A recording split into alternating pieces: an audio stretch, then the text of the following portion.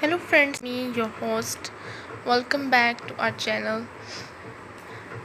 I hope you all are doing well.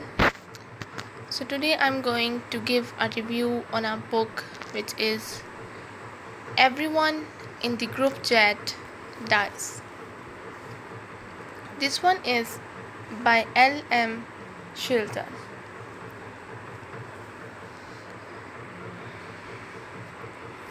Present day. They say there are three sides to every story: mine, yours, and the truth. So, which one do you want? Most of you will plump for the truth, right? That's the obvious choice. But before you make your final decision, hear me out. Because I'm telling you, my version is pretty damn hard to beat. I mean, maybe not this bit, obviously, because right now I am fishing half empty beer cans out of an over chlorinated hotel swimming pool, wearing a bright orange baseball cap with hot mess and doing my best, emblazoned across the front. Casual observers might tell you that slogan is fairly accurate, and my boss would probably say it's something I should be aiming for. But from my point of view, while hot mess is arguable,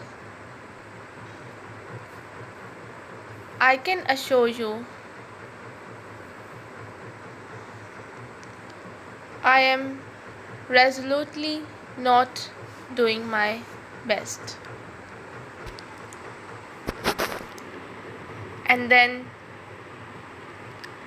because the universe hates me, I hear my phone buzz from the side of the pool, lighting up the inside of my shoe like a shit disco.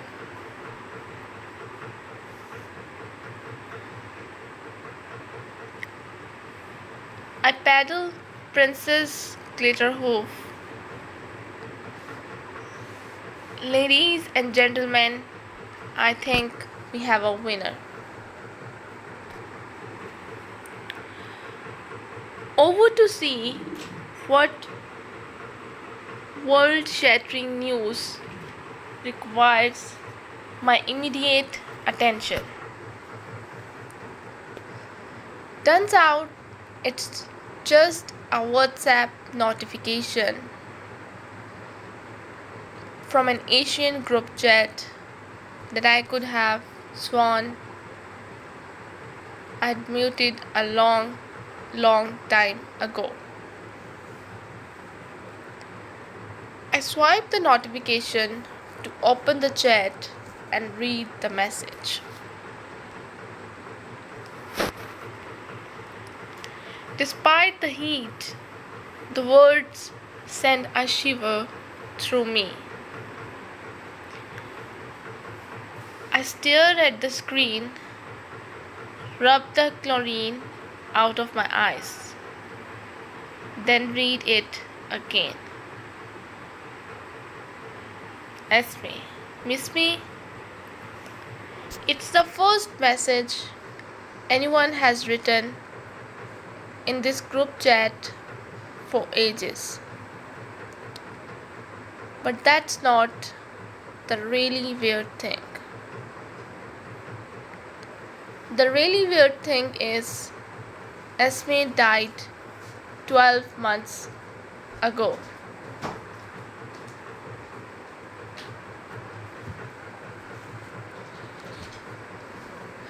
12 months ago, Dylan folded his arms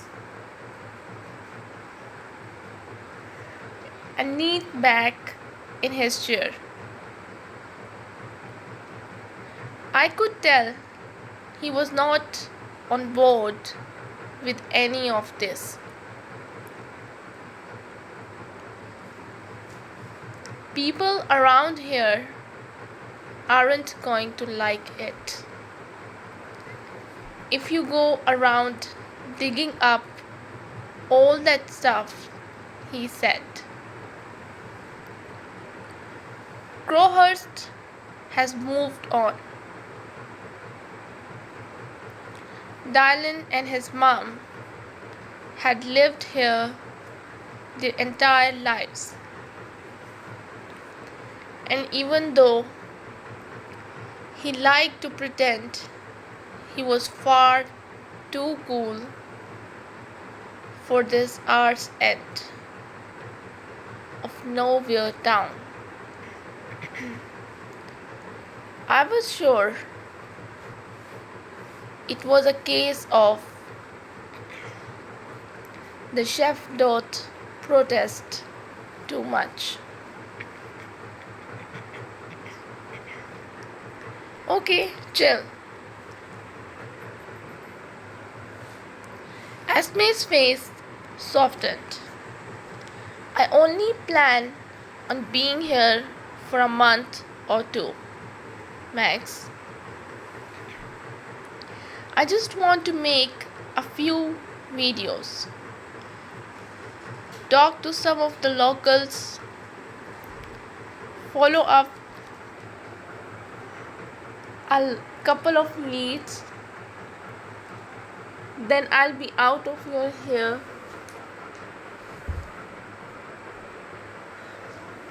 But if you are really not comfortable with this sort of thing, I suppose I can go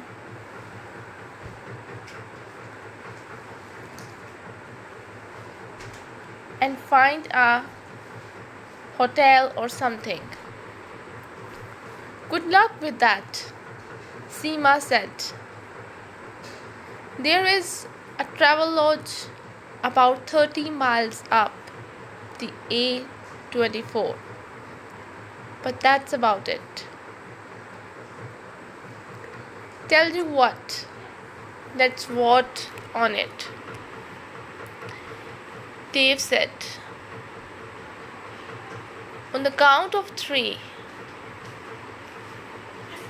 Esme looked puzzled.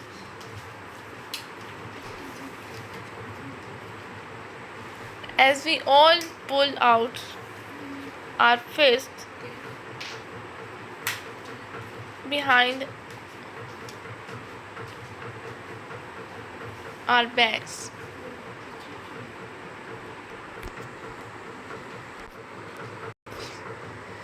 This is how we decide things in flat 4. I explained. Watch. 1, 2, 3, Dave cried, whipping out his fist and proudly waving his thumb in the air.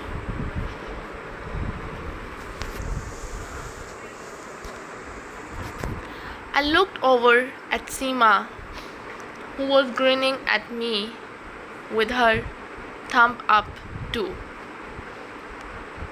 Dylan's hand was still behind his back.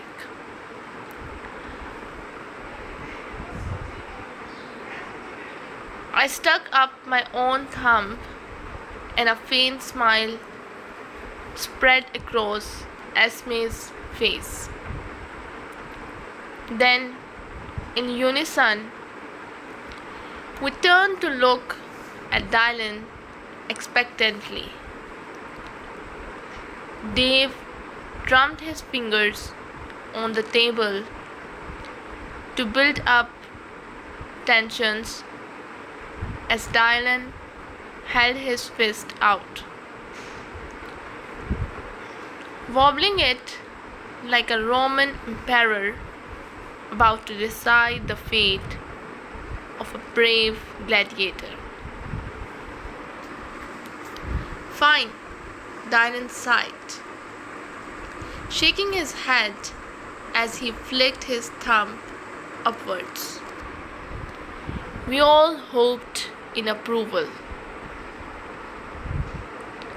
4 out of 4. Dave grinned, looking and sounding like an excited puppy. You are officially one of us now. Welcome to the Deadbeats. Ah, cool, I guess, Esme said, picking up the final shot of Black Death and tipping it into her mouth. She grimaced, then slammed the glass down on the table, much to Dave's delight. That's more like it. We need to toast his momentous occasion properly, he said. Another round? Stay there, legend, I said, getting up. This one's on me.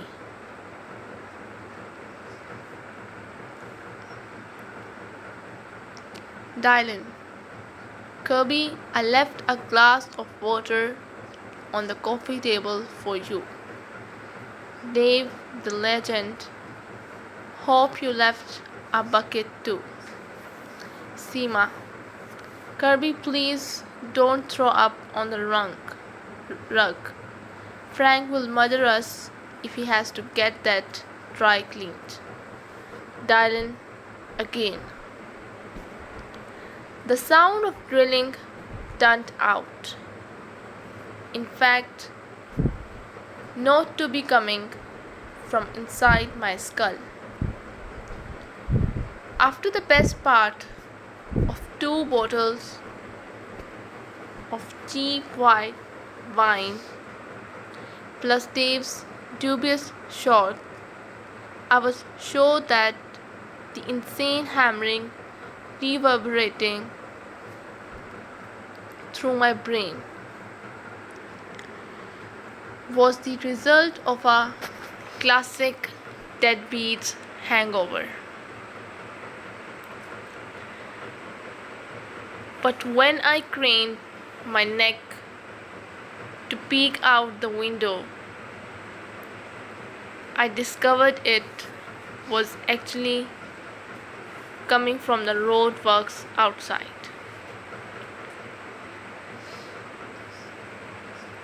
Where 2 men with gigantic pneumatic drills were happily going about their business,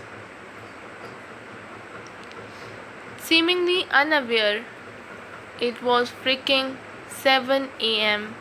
on a Friday. At least I thought it was 7 a.m. Anyway, my phone was nowhere in sight, so I couldn't check. I had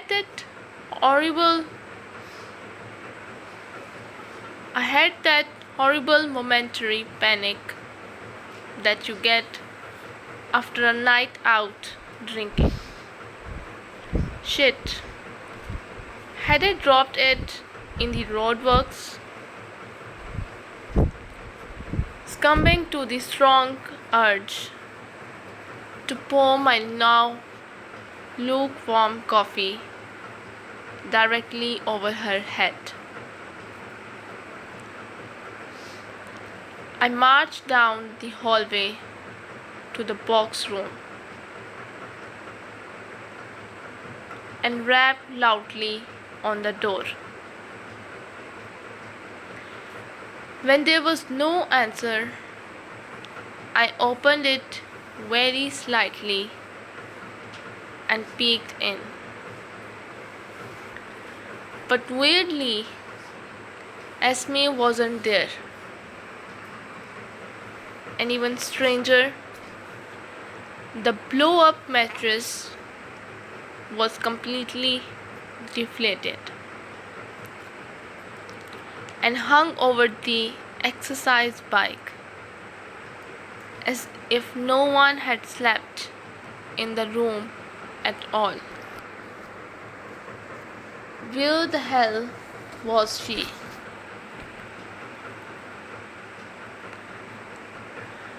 I went to WhatsApp to fire her a text, but before I could, I saw that she had messaged the group chat. Good, I thought, hoping that she was apologizing for posting that ridiculous video. But when I swiped the text, my heart skipped a beat. Sent at 1:10 in the morning. I'd been in such a daze this morning. I hadn't seen her message. But boy, was I seeing it now. Esme, if anything happens to me, you need to know.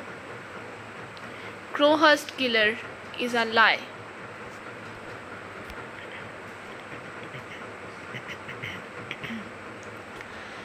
"12 months ago, the man at the door was wearing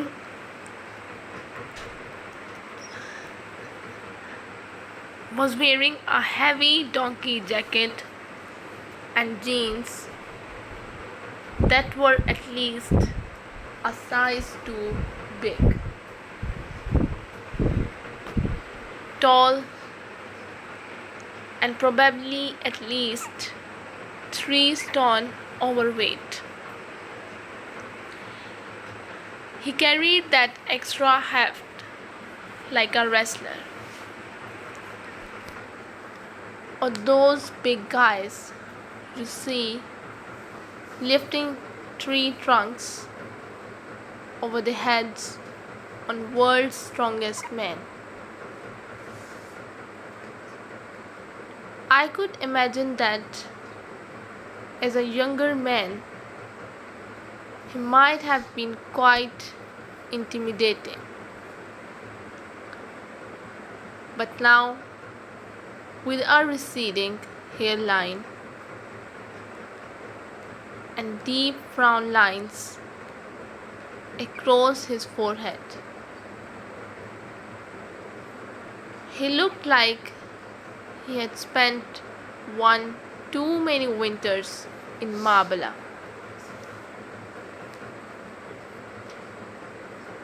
He didn't say anything, just stood there taking up the whole doorway.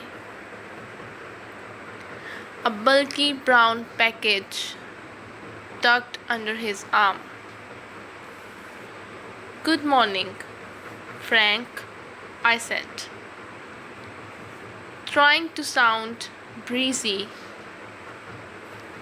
but my voice came out cracked.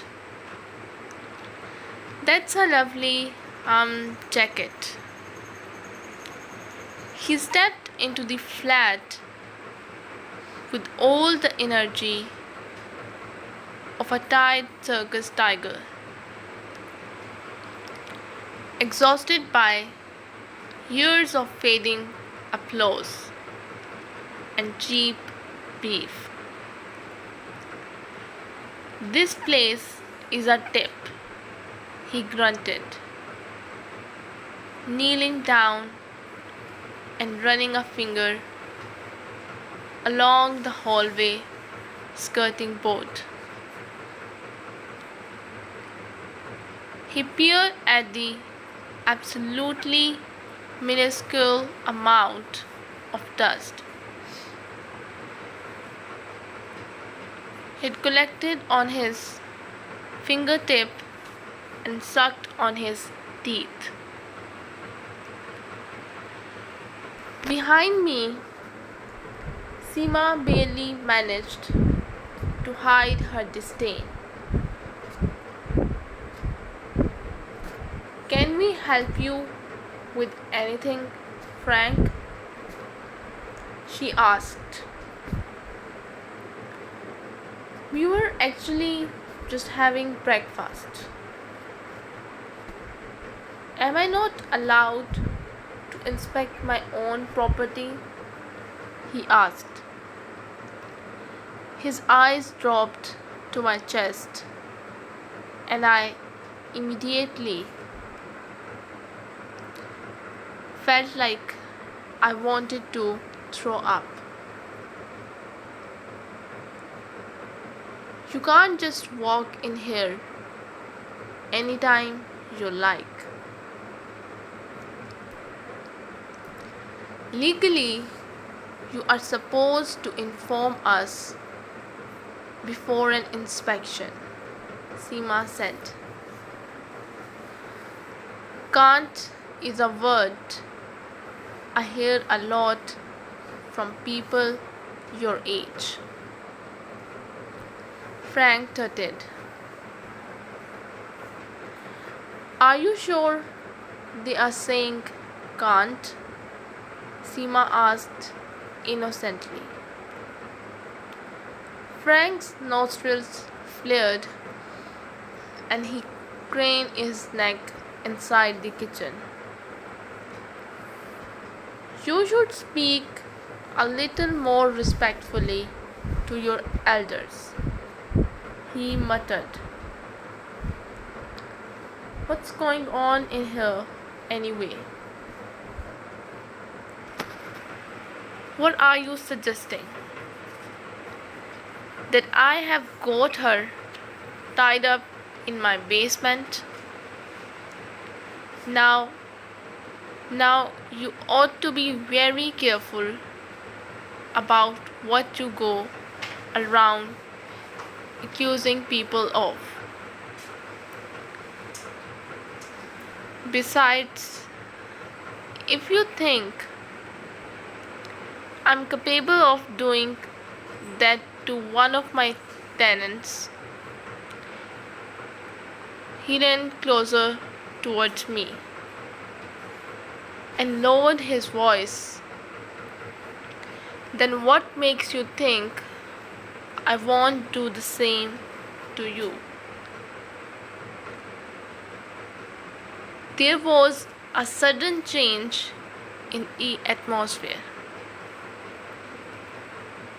Seema looked up sharply, and even Dave looked appalled.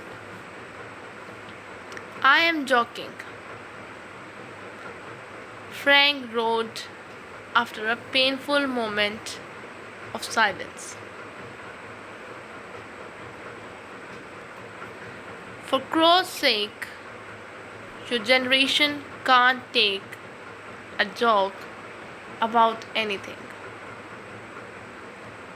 Can you?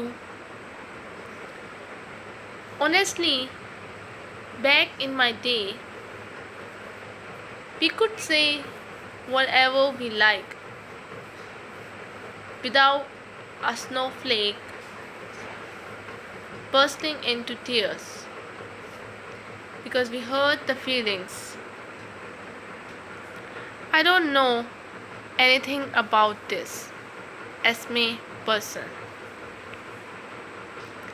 But under the terms of your lease, you're not allowed to have guests stay for more than 1 week. and they are not under any circumstances permitted to have a key. So maybe it's better if he doesn't come back. There is plenty of people lining up to rent a highly desirable property like this, you know. Dylan pulled his towel tighter around his waist. Is there anything else we can help you with, Frank? He asked. Only if I don't put some clothes on soon. We are going to have to turn the thermostat up. Just try and keep the place from turning into a pigsty, will you? Frank muttered. Heading back into the hallway. I hope to see you all at the fair this weekend.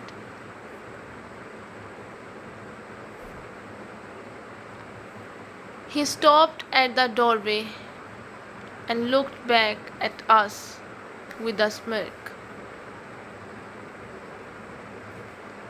Bring your friend Esme. If he ever turns up, that is. We are always looking for a handy sacrifice.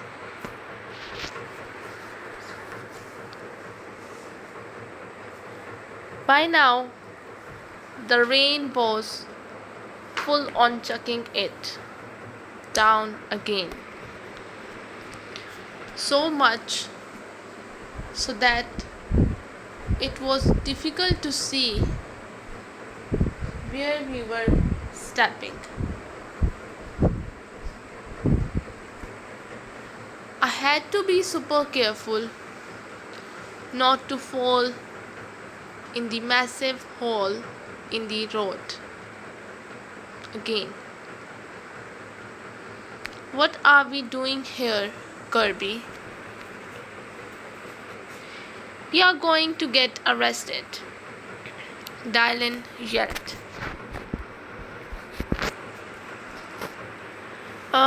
I don't think we need to worry about that.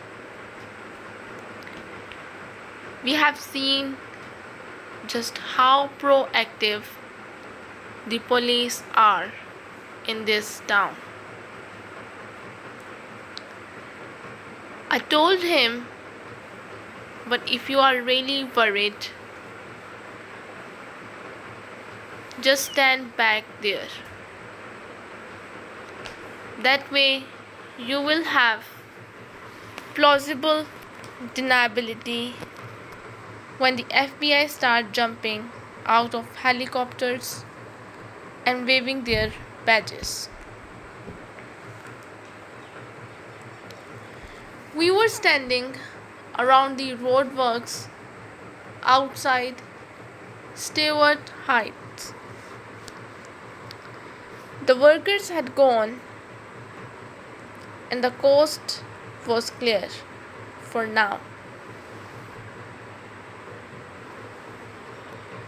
Dave had his kagoo hood pulled so tightly around his face that it looked like he might lose all blood flow to his head any minute.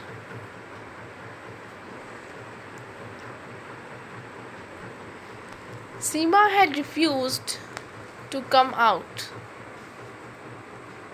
having just washed her hair. But she had promised to keep watch from the window.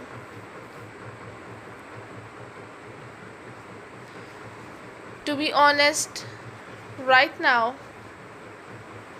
I couldn't blame her. I had no idea if we were going to find what I was looking for, or how much trouble we were going to get in. I looked down into the hole, which was rapidly filling with muddy rainwater. It was deep and dark down there, and I couldn't see a thing. There was nothing else for it. I was going to have to go in. Dave, take my phone for a second. Start filming.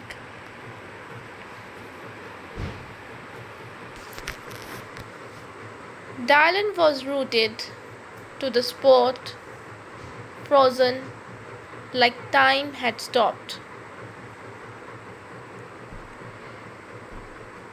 Dave had his head in his hands.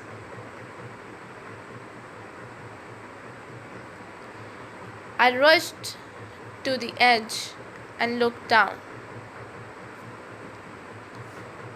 There, just visible on the rocks below, we could see Esme's crumpled body, limbs at terrible angles, her eyes open, and a trickle of dark red blood running from her head.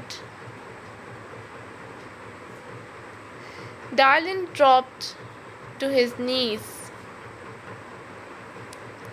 "What did I do?" he mumbled into the ground. "She will be okay, won't she? Please tell me she is going to be okay," Dave said.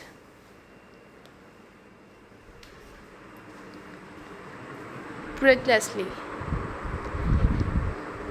"We can save her, Seema. They taught you first aid at dental school or wherever you went, didn't they?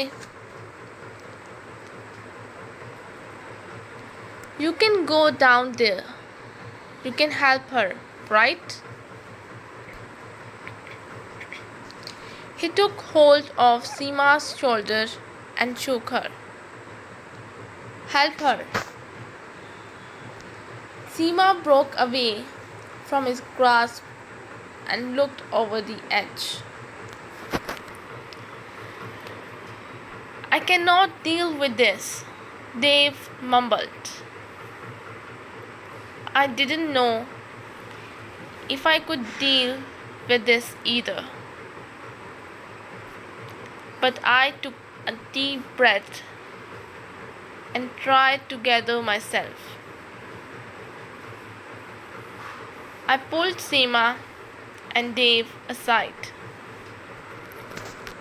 "Listen to me.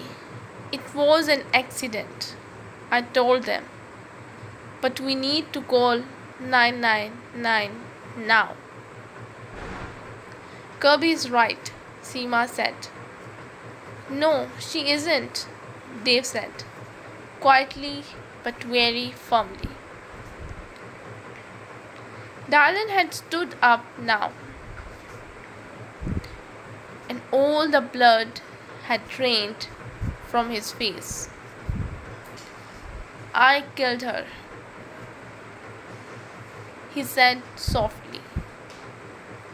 "If you call the police, I will go to jail." Dave bent over and put an arm around him. But Dylan's eyes remained fixed on me. "This isn't going to look like an accident," Dylan said. especially if anyone finds the video on her phone. She recorded the whole thing. They will say, I am just like my father. He paused for a moment and then almost inaudibly whispered, maybe I am just like my father. His hands went to his mouth, and I couldn't see. He was beginning to go into shock. My heart went out to him. It really did. But we had to do the right thing. They held their fists out and slowly, one by one, raised their thumbs. First Dylan, then Dave, then Seema. It was me who had fallen for Esme's lies. Me who had sent the whole town into a frenzy. This was all my fault. So, with a heavy heart, I stuck out my hand and lifted my thumb too. I stood there, dumbfounded, as Dave and Seema led Dylan down the hill and into the woods. After waiting a few minutes, I dialed 999. It felt like an out-of-body experience, like someone else was controlling my movements. I told the operator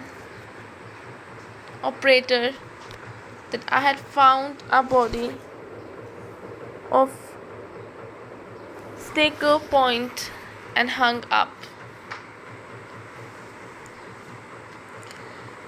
I taped out a message on the group chat, the final one I ever planned to send. As far as I was concerned, the deadbeats were over. Kirby sent that message. Then I opened Show Me, turned the camera on myself, and started filming. Hey! My voice cracked immediately. I am at the top of Staker Point and I have just called the police. They'll be here any second, I hope. But I'm so sorry to report that I have found a body. And I think it's Esme's.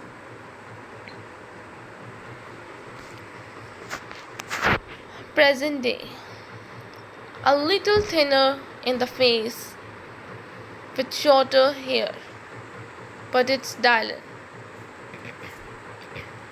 And he is alive. Oh, and one other new addition to his look.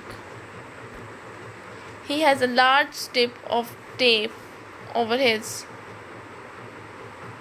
mouth.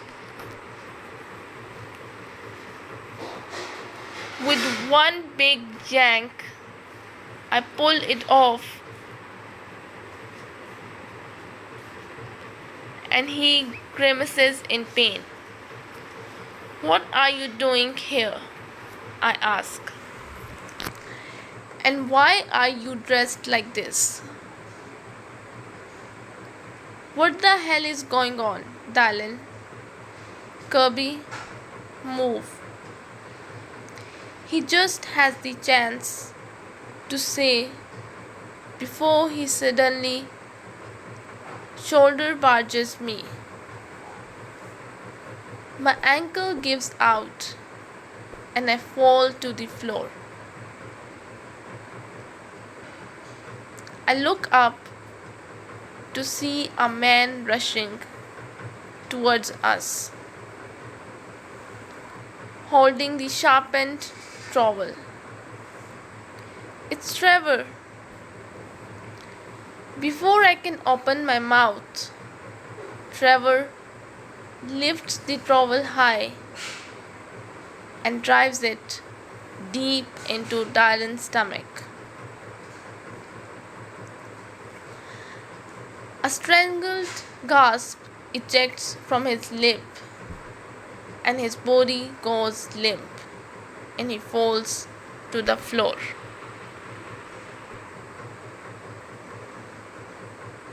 No, I scream. I scramble backwards on my bum towards the metal staircase as a small trickle of bright red blood slowly makes its way towards my feet. I can feel myself beginning to hyperventilate. Trevor, I say, trying to stop my voice from shaking. What the fuck? Sorry, he says. He walks straight past me and up the staircase. When he reaches the control panel, he presses the button, and the presses gradually whir to a halt. The vibrations fade, and the room falls eerily silent. Only then does he reach to his ears and pulled out 2 yellow foam earplugs. That's better, he says, walking back down and picking up the crow head. Now, where were we? You killed him, I cry. Of course I did, Trevor says calmly. I saved you, Cornell. He's the crowhurst killer. He's not, I stutter. He can't be. Trevor looks down at Dylan's bleeding body and tilts his head. Excuse me for disagreeing, but from where I am standing, he looks very much like the crowhurst killer. Don't you think? I mean, he's dressed as Jackdaw, the thorny crow, and everything. And I'm fairly sure he killed all of your friends, didn't he? Everyone in the group chat. Not quite everybody, I say. Ah, yes, Trevor says. There is just one more member of the deadbeats who is a little bit too alive. Trevor turns to look at me, and there's a glint in his eye that makes my skin prickle. I try to stand up, but I can't put any weight on my ankle. Going somewhere? Trevor asks, and a horrible realization floods through me. It was you, wasn't it? You killed them, not Dylan. You killed them all. Trevor raises a bushy eyebrow and turns to face me. That's a bit rich, coming from you, isn't it?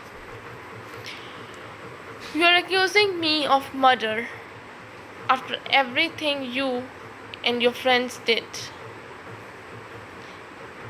We didn't kill anybody, I say. Oh, didn't you? Trevor says, I have seen the video. He moved towards me and I shuffled backwards onto the first step. You are the one who's been messaging us from Esme's phone, aren't you? I say. You mean this phone? He pulls an iPhone out of the pocket of his jacket and waves it at me mockingly. I recognize the neon case immediately. It's Esme's. Esme was recording when she fell, you know. Poor thing was still clutching onto her phone when they found her at the bottom of Staker Point. The police had to prise it out of her death grip, apparently. She must have really liked this thing. Where did you get it? I stammer. It wasn't hard to lift from her mother's house. She let me look through a box of Esme's things during our interview. Even had her old key ring in there. I kneel down next to Dylan. His eyelids flutter and he looks like he's falling in and out of consciousness. Come on, Dylan. I slap him lightly round the cheek. You are not done yet. You gotta get up. I'm not going anywhere, Dylan croaks. With one last effort, he pulls himself off the ground, but keels over again just as quickly. I set him up and lean him against the railings. Just hold on. I scramble around for my phone. I'm calling an ambulance. You will be okay. He shakes his head slowly. How did you end up here? I ask him. I have been calling and texting you all week. He rummages in his jeans pocket for a second and then pulls out a brick-shaped black Nokia phone like the one my mom used to have when I was a kid. I don't think this thing can get WhatsApp. I look at him confused. He smiles and I think he's going to laugh. But instead, he just coughs up a pool of thick, viscous blood. Got rid of my phone. Bought a shitty old Nokia off eBay. Didn't want anything to do with the group chat or show me or any of that. Mom freaked out after you found Esme. I paid them back the money and they sold up. Moved down to Fareham and I went with them. Saw you on the news, got the first train back to Crowhurst. Turned up at flat 4 and that bastard there was waiting for me. Tied me up, locked me in the boot of his car, brought me here and dressed me in his stupid costume. So that's why Fast Forward was boarded up. When I saw the DNA story on surreywhite.com, I say, it really was Peter Doyley's body after all. I was sick of living a lie, living in fear that someone else would find out who my dad was. Finally got up the courage to talk to Mum about it all. I had to know for sure, so we went to Morris. Told him Peter was my dad, and they were able to match my DNA to the body they pulled from the river.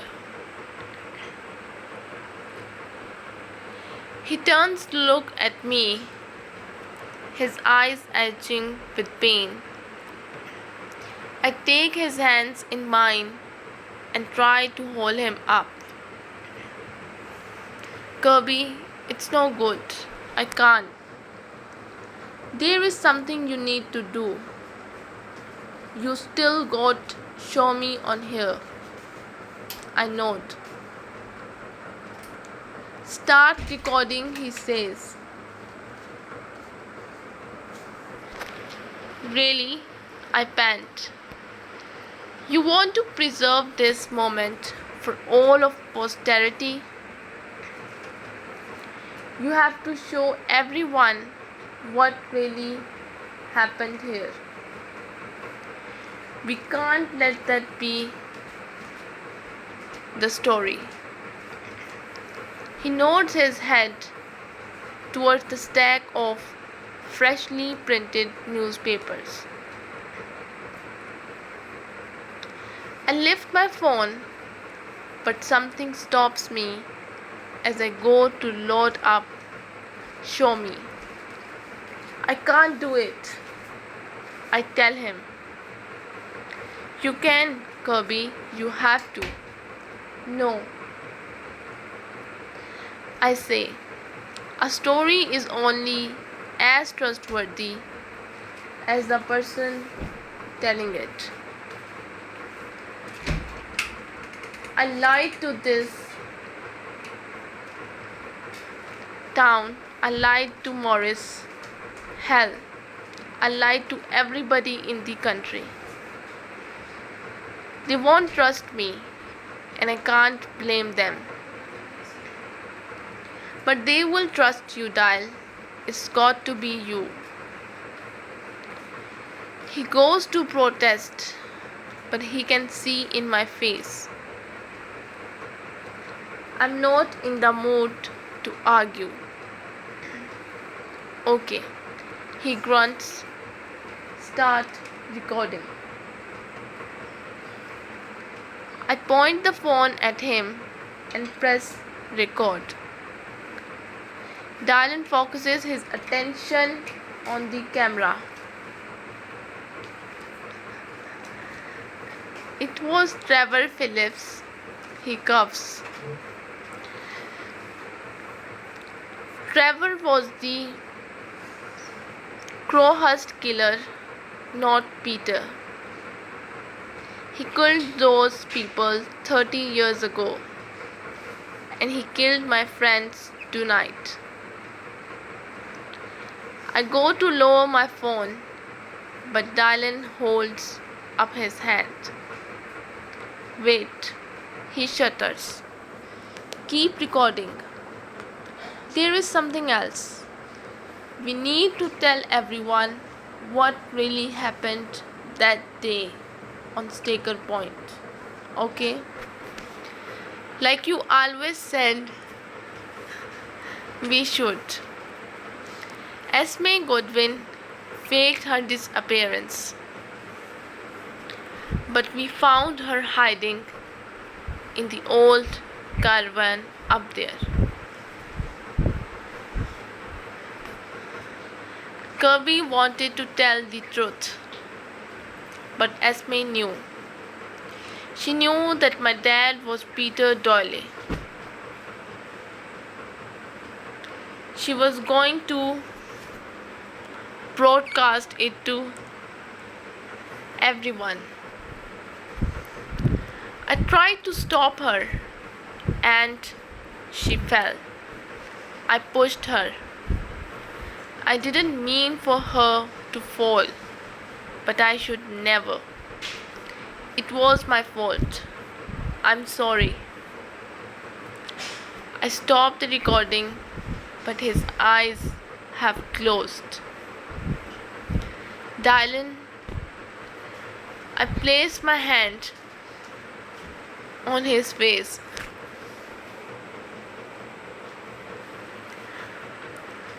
I think I am crying, but it might be this sweat dripping from my forehead into my eyes. Dylan, hey, wake up. Please, please. He doesn't reply. Come on, I beg, shaking his shoulder. But he remains horribly still. I really am crying now. You know, I finally came up with a nickname for you. Don't you want to know it? Don't you? I trail off. It's too late. He's gone. Wiping my tears with my sleeve, I stand up and close the Show Me app. I won't be needing it. Instead, I find Morris in my contacts and send him the video. So this is all we have from this book. I hope you guys enjoyed it. If you did, don't forget to press the like button. So I'll be back with another video. Till then, just take care and goodbye.